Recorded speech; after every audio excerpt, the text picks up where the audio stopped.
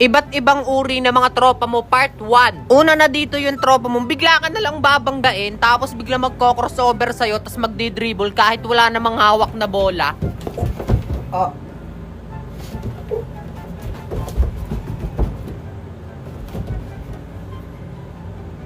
Foul!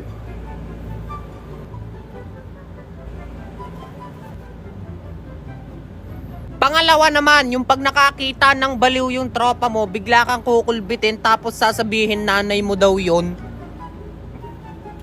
Pre, ha? Mama mo. Tangina mo. Pangatlo naman, yung tropa mong bigla-bigla na lang nawawala na hindi man lang nagpapaalam na aalis laang pala. Pre, sabi nga niya, nag-chat to, meron daw may kausap daw dun sa court. Dayo daw, wala naman daw makakalaban, naghahanap daw ng kapustahan. Kaso daw sila paring burnek, wala naman daw silang pera, kaya daw baka daw pwede tayong maglarong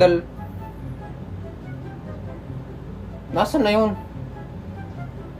Putang ina na, wala na naman. Pang-apat naman ay yung mahilig maghakot ng pagkain galing sa bahay nila.